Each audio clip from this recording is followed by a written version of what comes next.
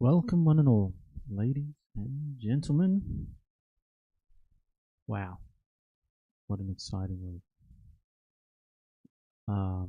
But we are getting less exciting because one nation, Pauline Hanson, has graced us with words of wisdom. The Popuslop Queen herself has stepped down from her golden chariot and bestowed upon us the wisdom of what a right-wing populist oil and gas policy might look like. Now, some of you might say, wow, where can I read about this policy? Where can I get some details or in-depth direction from the party as to what they're talking about? Well, luckily, they don't have any. I thought, you know what? They're a professional outfit, right? They're going to have a policy on their website. Something like that, aren't they? They're going to update their website with their policies to show off great leaders. Pure thought, unadulterated, distilled into policy gold. But as we scroll through, and we scroll through some more, and we keep scrolling, we see net zero, which hasn't changed. We see embracing coal and embracing nuclear and hydro, and that's it. I mean, you'd think that you're releasing this as a policy announcement. You might at least be prepared and host the policy itself on your website, but no. So, we head to the news. How have they reported this themselves? What are they saying? We have scrolling. Pauline Hanson says more gas, lower power bills. Wow, interesting. And this is all we get?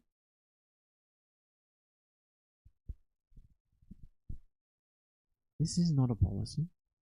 This isn't even a press release. This is gas has got a key role to play in producing the energy we need. Truisms. Ignoring this is ignoring reality. Okay? It's everyday Aussies who have been punished the most as a consequence of the net zero agenda pushed by the uni party. The uni party myth. One nation would ensure that all of our natural resources are used to the full to make your energy bills cheaper and provide security in an increasingly uncertain world. But will they? We don't know. How are they going to do that? The new One Nation energy policy on gas provided a clear plan as to how we'd ensure we make the most of our gas reserves to benefit Australians. Only one nation. Oh my god, and then slamming the National Party. That's nice. Get in there. Put the boot in. Ah, Paris Climate Agreement. Oh my god, smoke and mirrors. Right over. Either way, there's a nice link to a YouTube here of a 50-second clip. Fuck me, it must be a very tight policy if you can explain it in 50 seconds. They want gas stopped. One nation wants It's got spooky music and everything. more gas extracted, bigger returns, and real energy security. These activists simply want to destroy our gas industry and push their green agenda. The bass drop. Green activists. Australian energy producers Oh my god. They hosted this witch? Scam.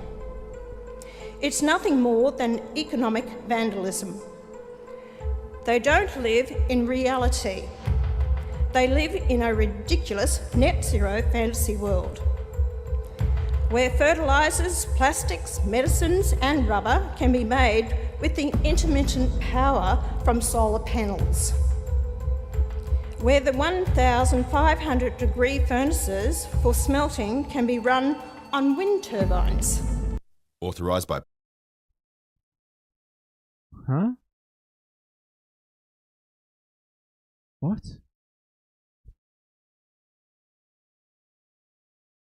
Is that a policy? That sounds like a bunch of retard bullshit. So, we continue. We look to news outlets. What have they got to say? Pauline Hanson from ABC. Pauline Hanson proposes new gas tax and public stake in drilling projects. Coming from Claire Armstrong. What does Claire normally write about? Chief Digital Political Correspondent, based at Parliament House in Canberra, covering politics, social affairs, regional issues and foreign policy. What's some of her?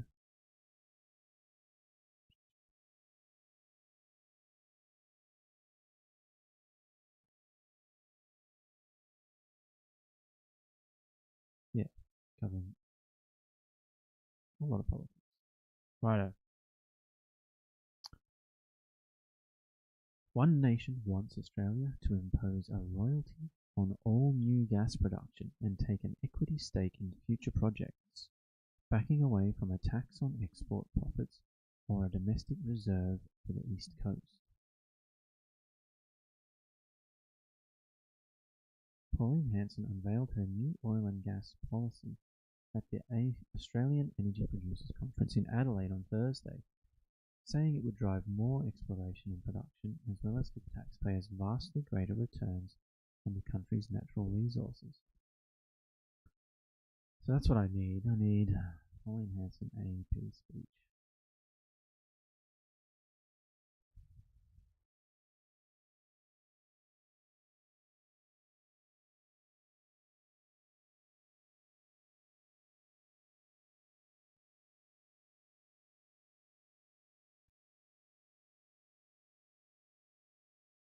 It's not anywhere.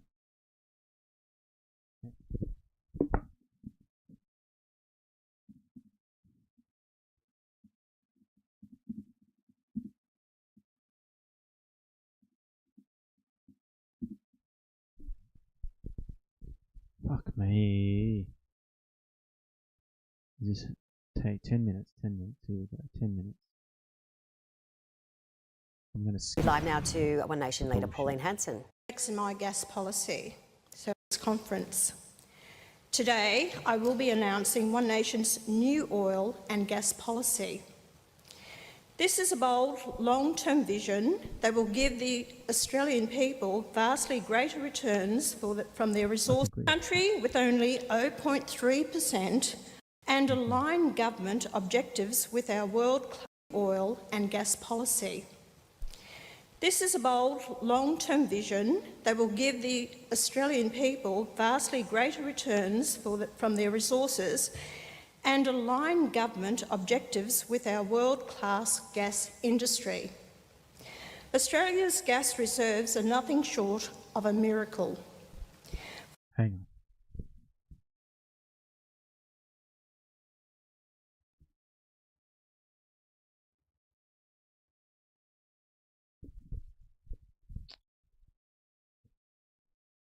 Australia holds approximately 70 trillion cubic feet of proven natural gas reserves, ranking globally around 15 and accounting for about 1% of the world's total. While its reserve ranking is modest, Australia is an energy superpower, consistently ranking as the third largest exporter of liquefied natural gas. alongside Qatar and the US. That's nice. Global reserves are dominated by Russia, Iran, and Qatar. Collectively hold over 50% of the world's supply. Australia accounts for just over 1% of proven global reserves. Current domestic consumption and production rate, Australia's identified 2P, are expected to last approximately 17 to 44 years, depending on the specific basin and whether conventional or unconventional. Yeah, we actually read through this a little while back. Oh no, we were looking at just the oil. We looked at the oil reserves. Okay, so, I mean, not a hell of a lot of time left on that gas, so I don't know what kind of a miracle we're talking about here, but let's keep going. For a country with only 0.3% of the world's population, we supply nearly 10% of the world's exported gas. One Nation has always fought for a fair return for the Australian people on our country's natural resources. Have they? Have they? Why would Gina Reinhardt be giving a plane to someone that's fighting for getting a fair return on Australia's natural resources? These things feel slightly incongruent. They don't feel there's no match with what she says and who her donors are. Right? This is the populist way, right? This is, as they said in their release, this is smoke and mirrors. This is how populism works. Smoke and mirrors. Australians are rightly unhappy. Despite our enormous resource wealth, ordinary families are not seeing the benefits in affordable energy, reduced debt, or improved services. Public unrest is building because successive governments have failed to secure a fair share while pursuing policies that risk killing the industry that generates that wealth. One Nation understands. I don't think I've seen it die off so far. There's still plenty of people keen to sign up for exploration leases last time I checked, so I have no idea what the killing the industry. That's a little bit rich. Understands that gas doesn't magically extract itself. Gas production is only possible with the expertise of the private industry. One Nation will work with industry as a partner, leveraging this expertise to get the most out of our incredible resources. Stepping very close to the line of seizing the means of production here, comrade. Surely this is communism talk. But yes, I mean, this is right-wing fascism, right? This is absolutely in their wheelhouse. With our favourite horseshoe theories. Absolutely in their wheelhouse. We want more gas, more oil, and more energy to drive our economy forward, pay down our debts, and secure our energy future. Before I go on to our policy, I would like to take a moment to address the other policies that have been put forward.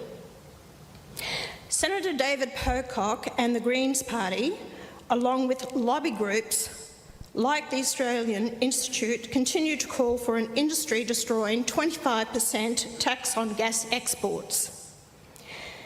The tax would apply. It won't destroy the industry. It's like anything, right? If there's profit to be made, people will do it. And if it's just an extra tax on profits, maybe a Chevron's, potentially your Chevrons might not want to drill here anymore. Maybe, I don't know. Like, it depends on what their earnings. What do people track? Is it EBITDA or EBIT for these oil companies? But their earnings probably after income tax. Their after-tax earnings, they'll probably have a minimum margin they want to achieve before they'd even look at it, because it's too huge. But like 25%. Where was that Chevron tax report?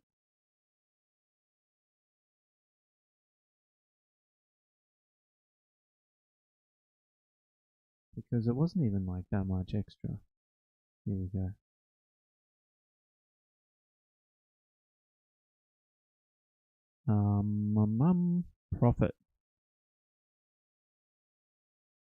Profit / loss from continuing operations before income tax. So I'm guessing that would have been. This is interesting though. Would it be a 25% before income tax expense or after? Let's be generous. Let's go after, right? So we've got 7 billions.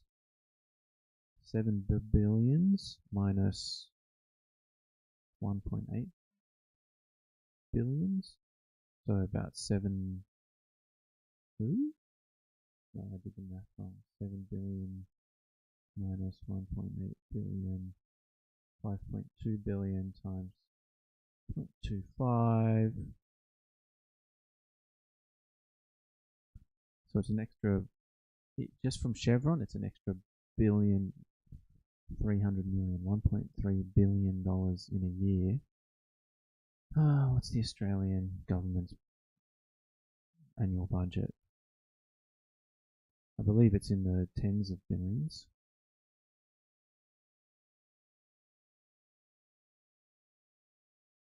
Australia's annual federal budget features an estimated $833 billion in total government spending and a $31 billion in underlying cash deficit for the fiscal year. My God. So Chevron would account for an additional, so 1.3 divided, yeah. So Chevron's going to be giving us an extra 0.0156%, an increase in 0.015, sorry, my bad, 1.3 divided by 833, yeah, it's going to be 0.156% of 0.156% increase in revenue. Well, compared to our budget. I mean, this is not. You'd have to, yeah. Although that's just on the revenue. What were they saying? It was the industry destroying 25% tax on gas exports. Tax on gas exports. Yeah. So I've just been looking at the profit. Do they go into? That's just their profit. Okay. So I was being very generous to. Right. I don't think they tell how much they receive in exports. Sale of goods. Following transactions occurred with international related parties. Sale of goods was $3.8 billion. Purchased product of hydrocarbons. The sale of goods. How are you operating profit of $7 billion? You've only got 3.8 billion. Oh, US.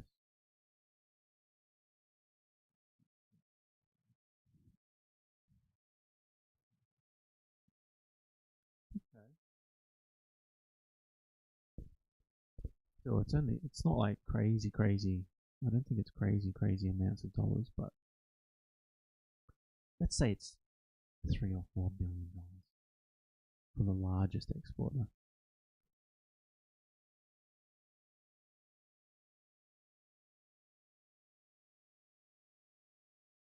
Personal income tax.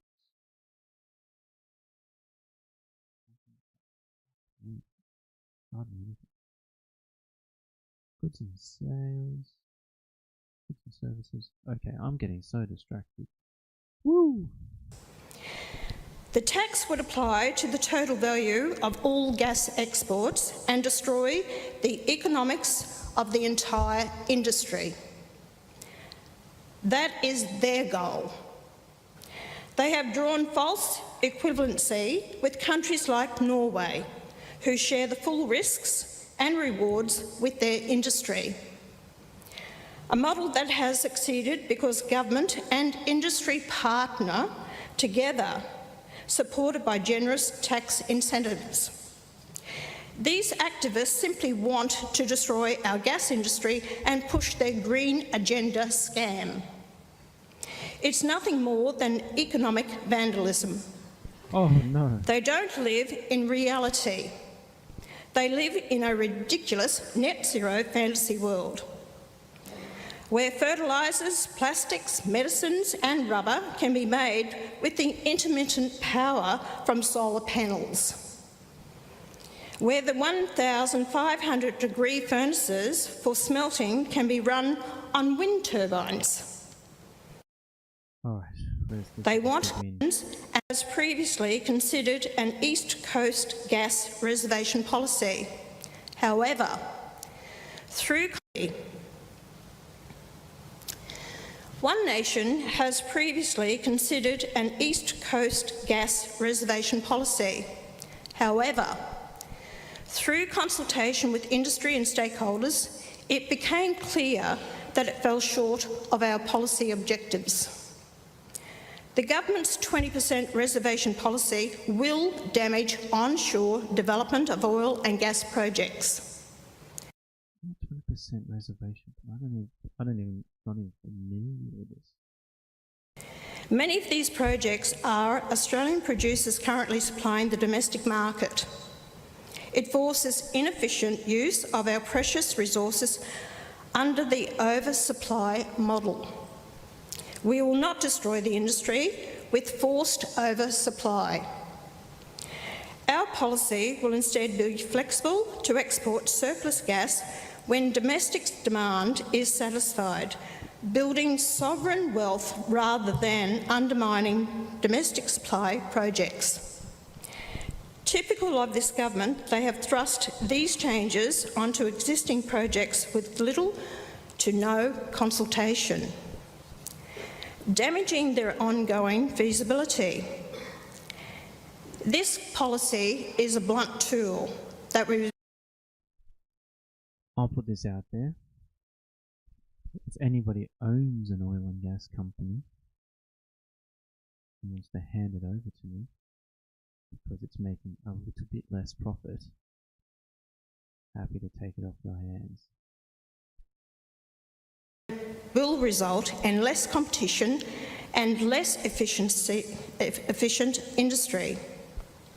One Nation's policy will drive more exploration, more development and more production without pushing out smaller Australian producers. Get to the policy.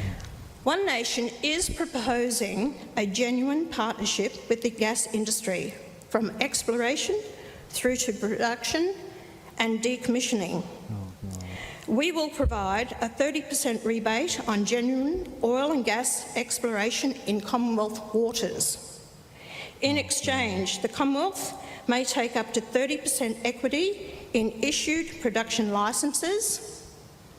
The Commonwealth would be responsible for its costs as an equity owner and in turn be entitled to a proportionate share of the production.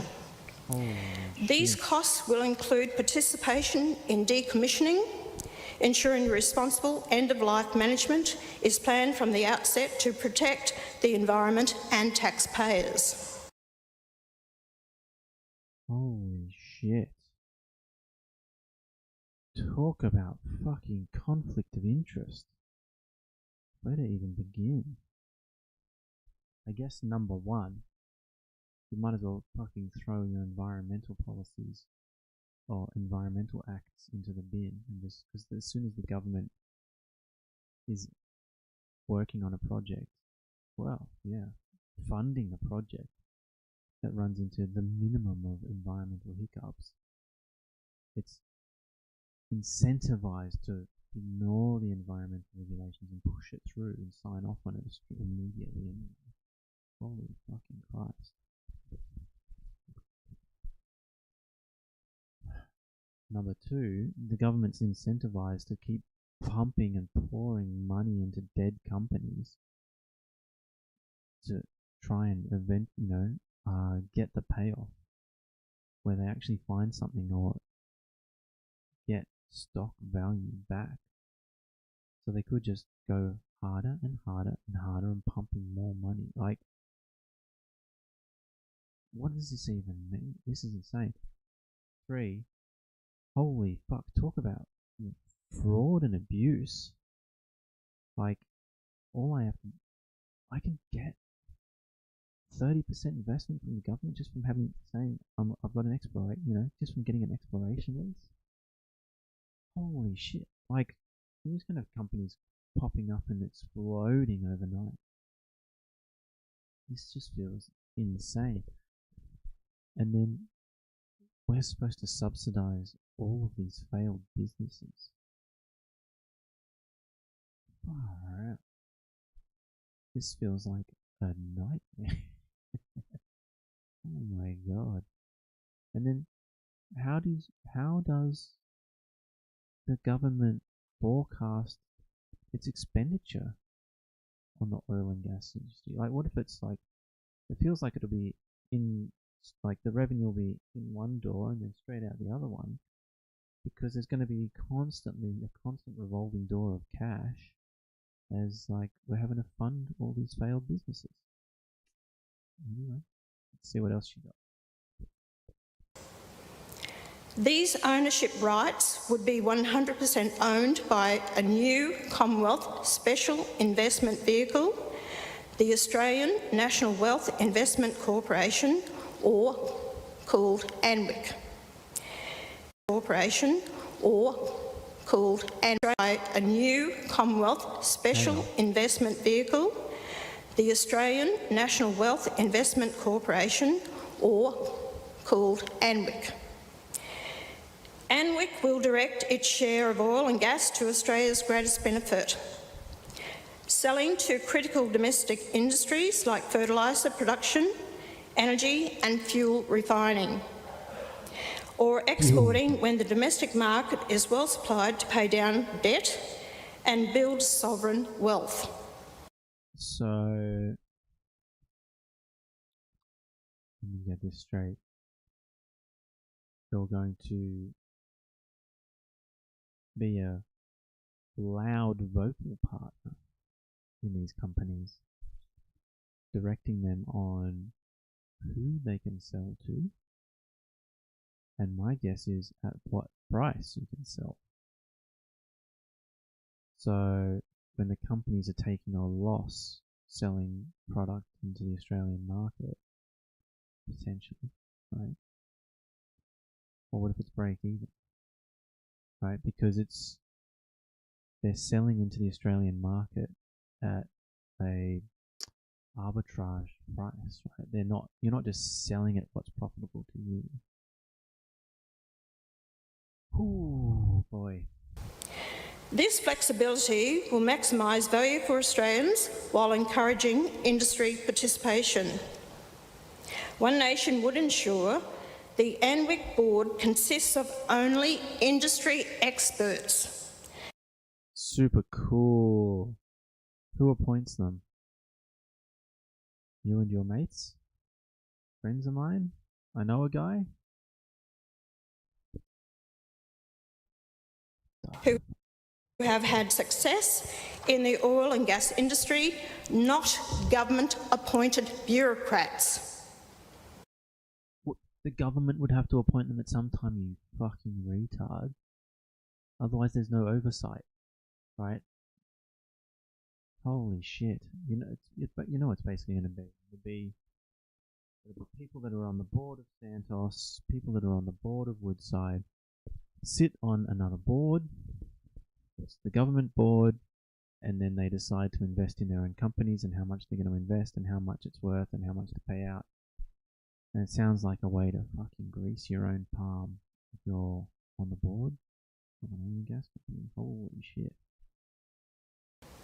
Any profits made on Australia's equity ownership will be put into a sovereign wealth fund to reinvest and grow, not to be rorted by future governments.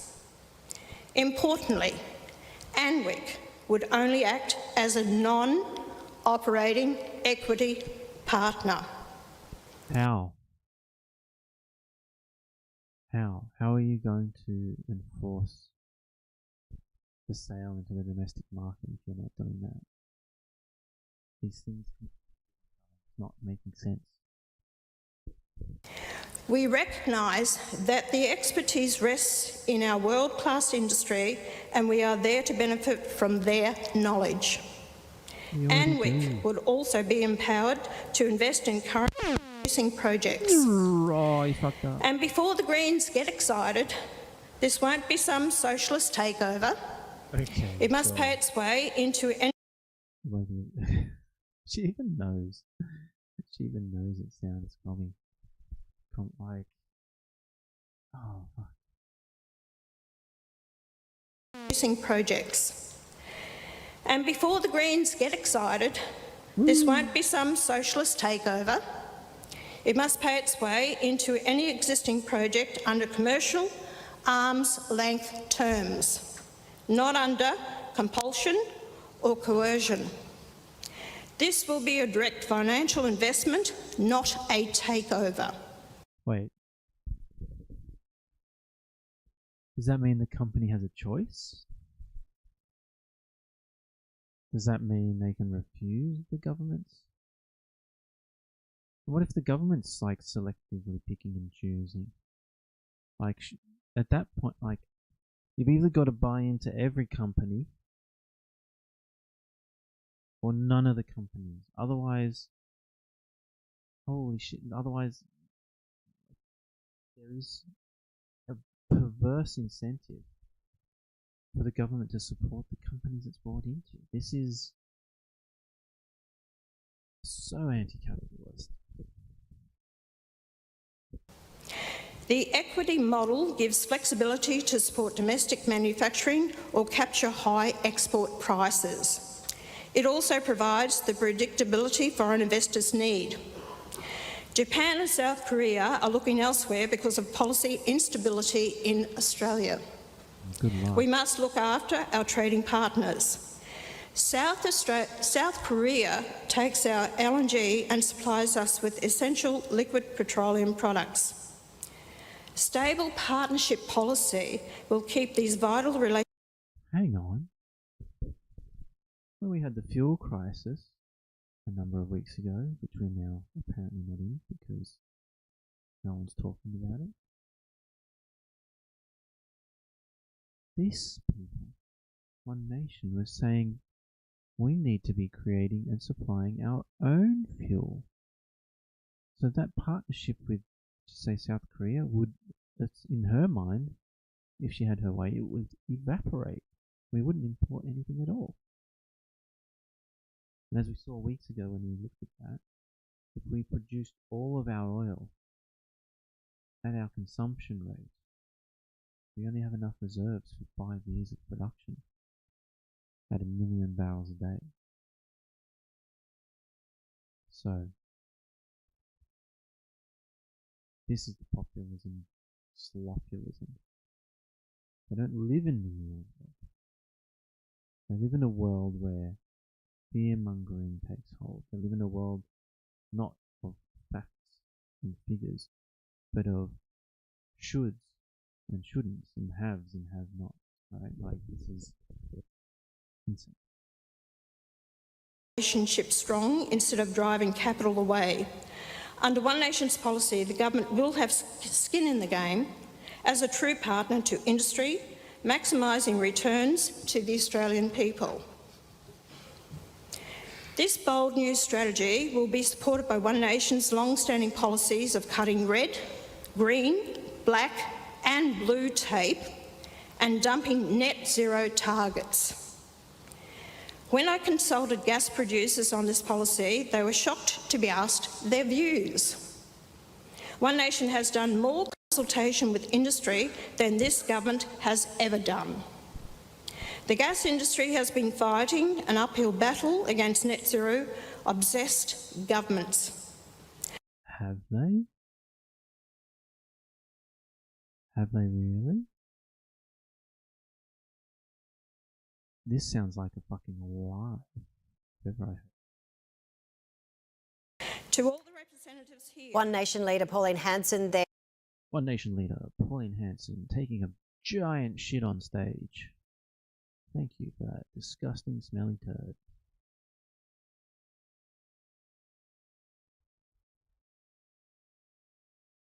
I was going to read this, but we found the whole speech anyway. So,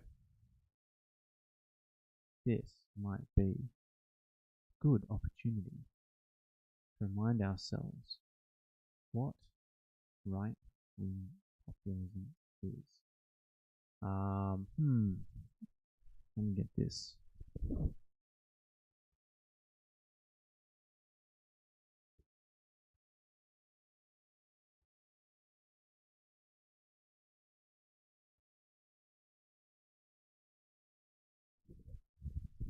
Right-wing populism in the Western world. Fuck you. Wikipedia is good. I'm going to read a little bit of Wikipedia. So, right-wing populism, also called right populism and national populism, is a political ideology that combines right-wing politics and populist rhetoric and themes. Its rhetoric employs anti-elitist sentiments, opposition to the establishment, the Uni-Party, and speaking to or for the common people, Aussie families. Recurring themes of right-wing populists include neo-nationalism, yes, we need to control immigration, social conservatism, those Muslims are destroying what it means to be Australian, economic nationalism, but fuck me, 100% tick, they want to nationalise oil and gas production, and fiscal conservatism. I mean, the rhetoric is, yeah, we want to balance the budget, pay down our debts. These are all One Nation talking points. Frequently they aim to defend a national culture, identity and economy against perceived weakening and or attacks by outsiders. Some right-wing populist parties and movements have associations with elements of authoritarianism, while some far-right populists draw comparisons to fascism. Right-wing populism in the Western world is sometimes associated with ideologies such as anti-environmentalism, the incessant battle against net zero, anti-globalization. Haven't heard much of that yet, I don't think. Anti-globalization. Nativism, certainly. We're looking out for Australians and Australians born in Australia, and protectionism.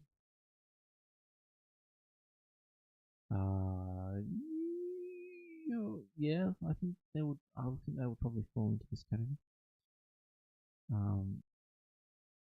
In Europe, the term is often used to describe groups, politicians and political parties generally known for their opposition to immigration and Euroscepticism. Some right-wing populists may support expanding the welfare state, but only for those they deem fit to receive it. Yeah, this would be like the One Nation party as well. Like even in that speech, she said, we'll get with the new policy, we'll get more money to support social, fund social services or whatever.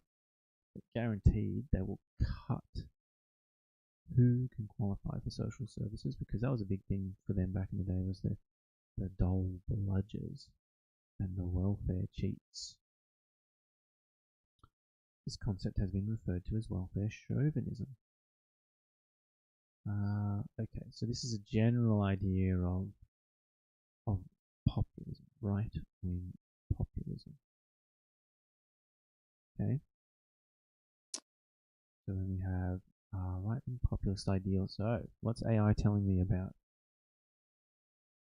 right-wing populism in Australia? Interesting.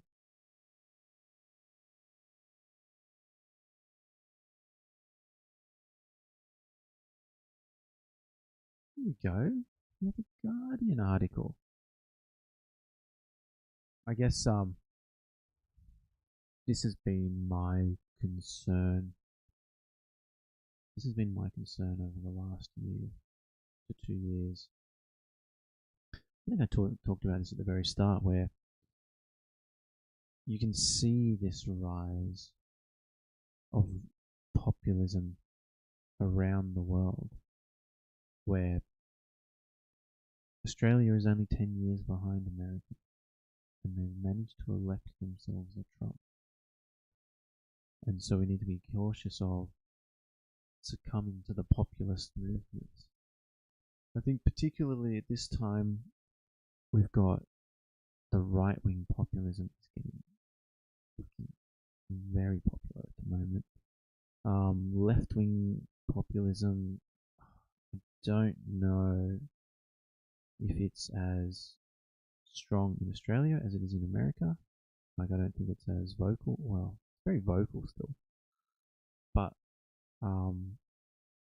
I think because we're already fairly there's some of those socialist, I hate that word, but our Labour Party tends to sit left of where your American Democrats would be. That there's a support for social services and funding, so that I don't know if there's a huge demand for communism, Marxist-Leninism, because we have a far left faction in the actual Labour Party. We've read about that before, who are for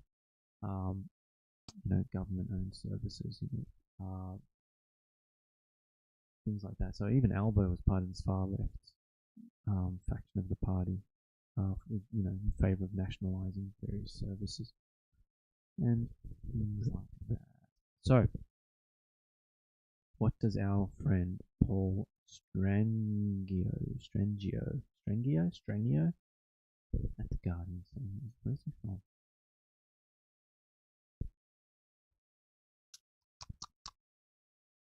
Okay, we maybe we're gonna get there.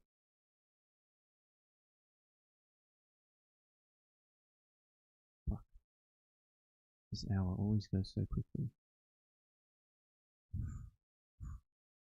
Okay, AI tells me right-wing populist ideas in Australia combine strident nationalism, anti-elitism, and nativism, frequently framing mainstream Australians as oppressed by progressive urban elites and minorities.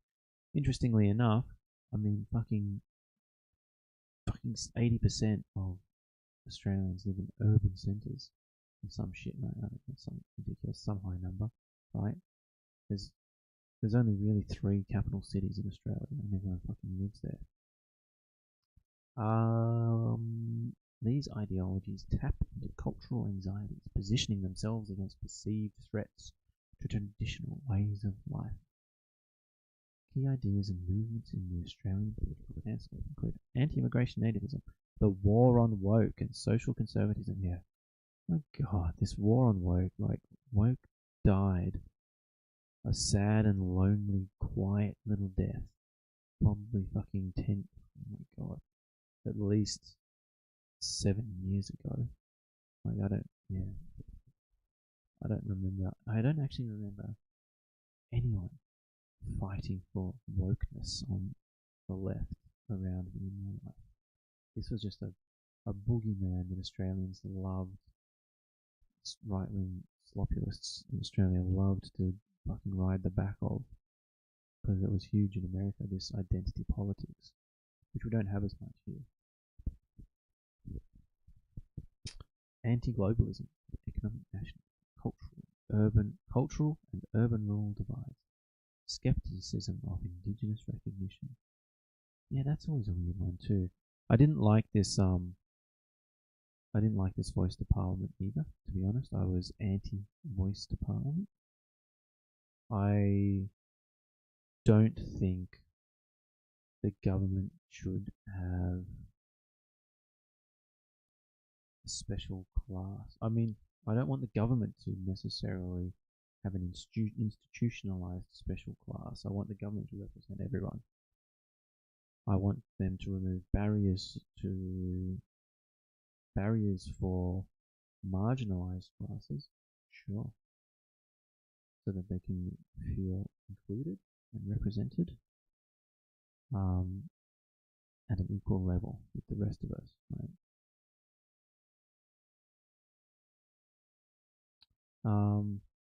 Indigenous recognition ceremonies, yeah, I don't care. That's fine. It's whatever. It doesn't really. All this welcome to country stuff, I don't really give a shit, to be honest. It does nothing for me, but if people want to have it, it's fine. And then of course they mentioned One Nation. Righto. Whew. Can we get through?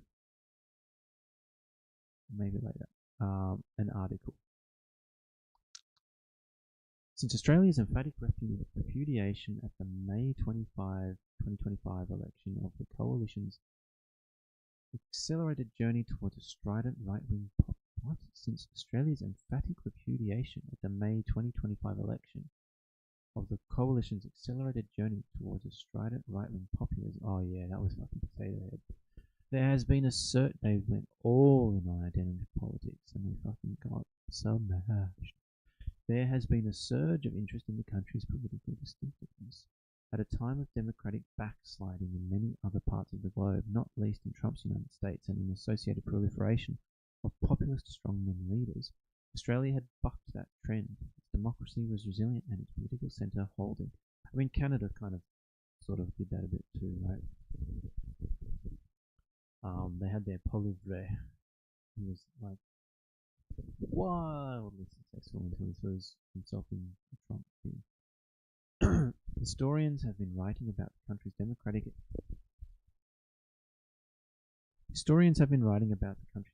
exceptionalism for many years, but suddenly it became a subject on which every galah, and every pet shop was squawking.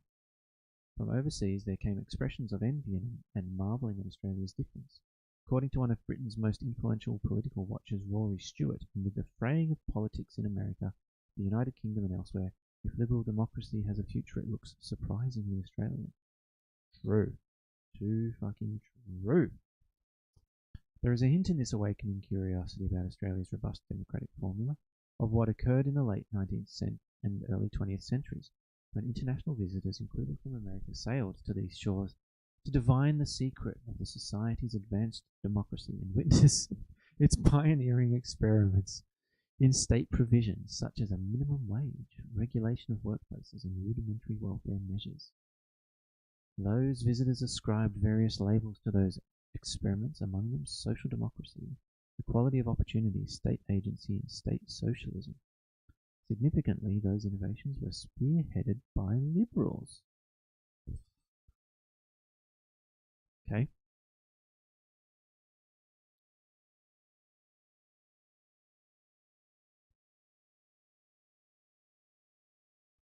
The paradox is that more than a century on, contemporary conservative liberals in this country appear set on cloning regressive ideas from the United States, while overseas besieged centrists are consoled by the view of Australia as a sanctuary nation that has the antidote to democracy's global recession and the populist right's onslaught. Majoritarian-oriented and practical-minded, Australia has been a society averse to ideological extremes or demagogues, a nation open to curtailing individual rights and intervening in the market in the name of the common good. There was a marked propensity for experimentation in electoral matters, beginning in the 19th century with the internationally pioneering innovation of the secret Australian ballot. Secret ballot and culminating in the adoption of compulsory voting in 1924. Do other countries not do a secret ballot? The latter is an institution inconceivable in the ferociously individualistic United States, with its terror of a tyranny of the majority.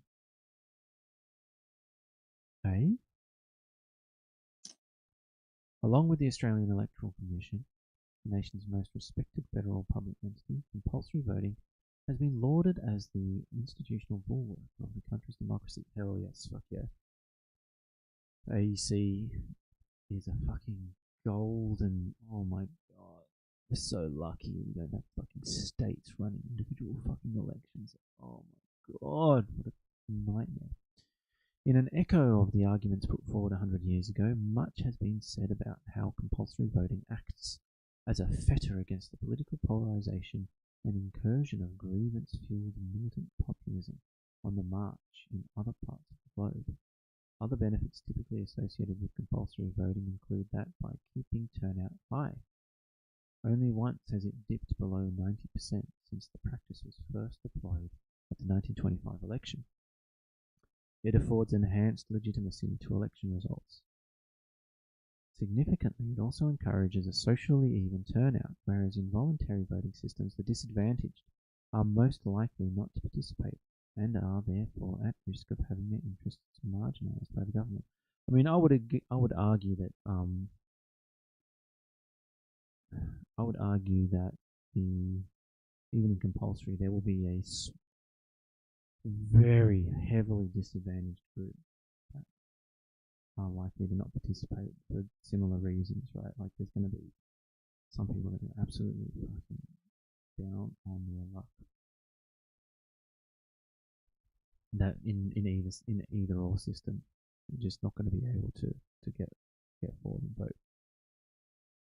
Far-sighted political leadership isn't.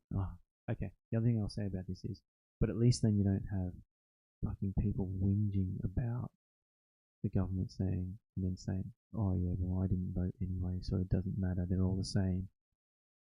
At least everyone's forced. The middle class is forced to make a choice. Far-sighted political leadership is another reason why Australia has been more resistant to militant populism. Is it just more of this crazy? Yeah. So I think we've got the thrust of the biscuit.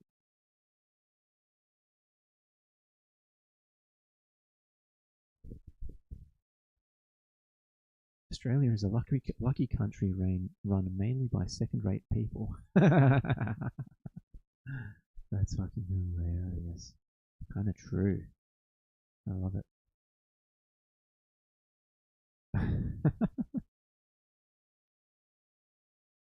Let's see.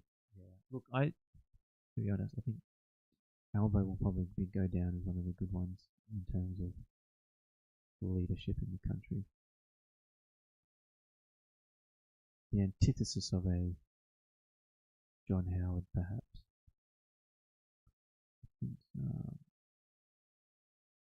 What else have we got?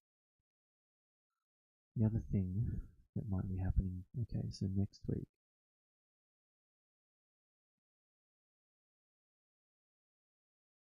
AI, what is it? Pope released something recently, didn't he? Encyclical letter of His Holiness. Holy shit. How many pages? I know there's a lot of this. Oh, it's a lot of... Geez, they went proper. This is like paragraphs numbered, citations. guys are just fucking school, like uni nerds, aren't they? In a weird sense. But we've got a solid, solid. It doesn't even say how many pages, but it seems fucking reasonable, chunky. I don't know. I feel like this. I've been hearing people say that this might be important, so we might do a little bit of reading here. I've got it in. What? This is crazy. No Croatian? Unreal. What's this? The PT, I don't know. Portuguese, of course, yeah. This is interesting. Church. Oh, okay, what are the topics? Two biblical building for the common good, remaining human, dynamic, faithful approach to the gospel, foundations and principles of the social doctrine of the church, technology and dominance, the grandeur of humanity and light of the promises of AI, safeguarding humanity at the time of transformation. Could be interesting, hey? What's interesting is that a lot of these right-wing, disgusting, sloppiest pieces of shit in America always talk about the Judeo-Christian values that the West was built upon. But I doubt, I'm willing to guess 0 of them will actually read this document, even though this is fundamental Christian, Judeo-Christian underpinnings of our Western society. I'm not Catholic. I'm not religious. I could not give a fuck about religion. But I do know that obviously there's a lot of these people. And when the Pope talks, apparently it's meant to hold some weight. I'll think about it. But god damn it, look how long this piece of shit is. Okay. Let's just get a flavour. Having recalled the principles that shine a light on social doctrine, I would now like to focus on certain challenges that profoundly shape our way of living today. The biblical image accompanying these reflections is that of a building project. On the one hand, there is the Tower of Babel, where collective effort follows a plan that dominates and ultimately dehumanizes. On the other hand, there are the ruins of Jerusalem, under which Nehemiah's direction are rebuilt piece by piece as a project of shared responsibility. We are called to reflect on the great construction sites of our era and ask, what are we building? As technological development rapidly transforms languages, relationships, institutions, and forms of power, we believers must and can choose which projects to work on and in what manner, so as to safeguard and value the grandeur of humanity that has been given to us as a gift. This is a choice not only for our future but also for our present, since artificial intelligence and other emerging technologies are already part of our daily lives. I am convinced that the concrete way of living out social relationships in the light of the gospel is not established once and for all, but remains a task entrusted from generation to generation to the Christian community. Under the guidance of the Holy Spirit, the Church allows herself to be enlightened by God's words, reads the signs of the times, and creatively seeks new ways for relationships between peoples and nations to become ever more conformed to the demands of the kingdom of God.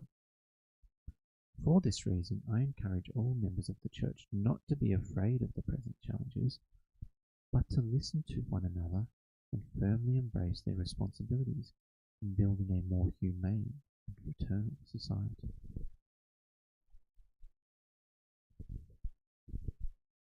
Interesting.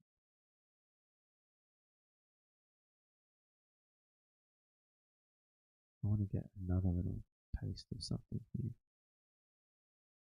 Ooh, here we go. Numerologists will love this one. We're going to read paragraph 100. What do we read 101? What do we read 111? Let's read 111. I wish to address a special appeal to those who develop artificial intelligence. In one sense, technological innovation can represent human participation in the divine act of creation. Developers, therefore, bear a particular ethical and spiritual responsibility, for every design choice reflects a vision of humanity. Just as the creator of an artistic or literary work must consider the values it conveys, so developers are called to embed values in their projects with due seriousness, with transparency, responsibility toward affected communities, and careful attention to ensuring that what is being cultivated is a genuine good. Okie dokie. Be good. Be wise. Be nice to each other.